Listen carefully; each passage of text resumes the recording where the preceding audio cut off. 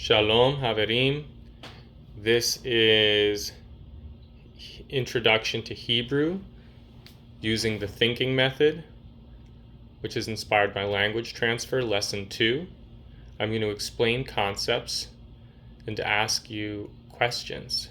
It's very important that you pause and think about the answer to the question, then say it out loud before I do. You can even pause the video if you need to.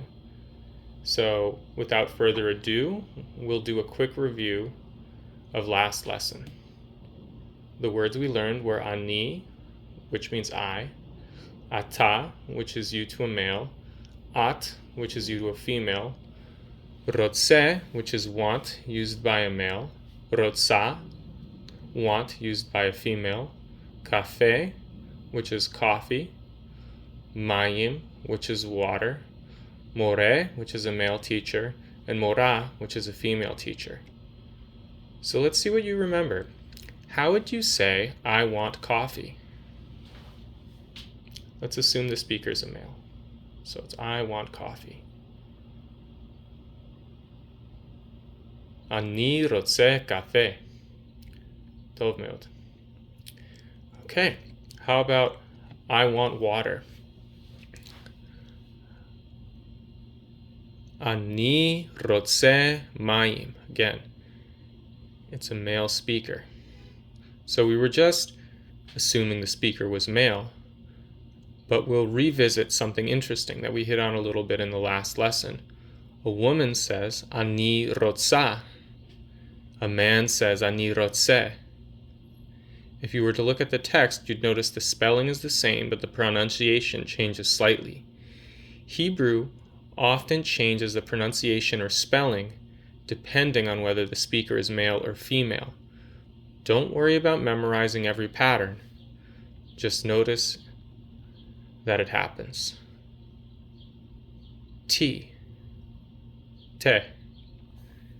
That word means tea. Can you guess how to say, I want tea, for a woman? Ani rotsa te. Beseder. Okay. And another useful word, ken. That means yes. Let's say it together. Ken. Yes.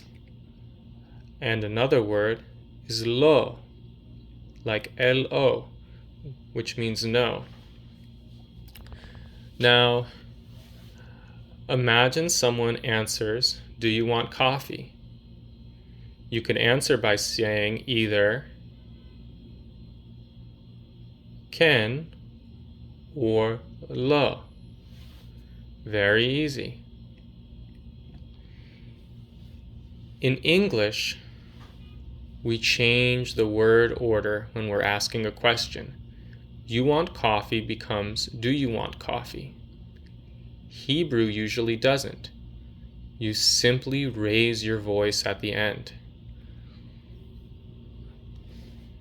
So, if I'm asking a woman if she wants coffee, I would say, את רוצה קפה? Very good, very good.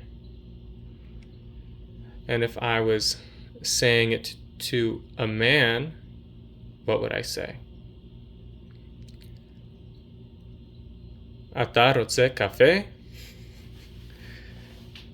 Okay, so we're going to do some practice. I'll ask the questions and I'll ask you to answer them out loud. Okay, so the first question is to you, whether you're a man or woman. אתה רוצה קפה? Or את רוצה קפה? And give me an answer. It should either be ken or lo. Okay, next question. I'm going to ask you to say it. Do you want tea?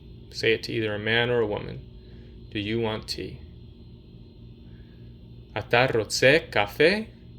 אתה רוצה תה to a man, or את רוצה תה to a woman. Okay, and the answer is ken or lo. How about do you want water?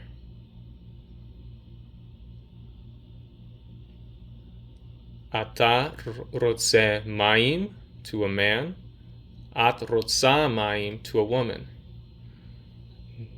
Okay, very good. Now I'm going to ask you to answer a question with a full sentence, not just ken or lo. So the question is, Ata rotze kafe, which means, do you want coffee? And now try to answer that in a full sentence. You could say, ken, ani rotze kafe, or lo, ani lo rotze kafe. See how much Hebrew you're already producing? Now here's another important word, ochev. It means likes or loves. If a man says, ani ochev kafe, it means I like coffee. A woman says, ani ochevet kafe. Can you say I like tea, like you're a man? Ani ochev te. Okay, and let's just say I like water, but like we're a woman. Ani ochevet mayim. Okay, translate these aloud, depending on your gender, just conjugate it appropriately. I want coffee. Ani rotze kafe, or ani rotza kafe, for a woman. I like tea. Ani ochev te, for a man, or ani ochevet te, for a woman. Do you want water? Ata rotze mayim, or at rotza mayim? And you could answer ken, or lo, or ken ani rotze mayim, lo ani lo rotze mayim, ken ani rotza mayim, lo ani lo rotza mayim. So very good. You did a great job today. Take a rest, and I hope to see you back here tomorrow for the third lesson.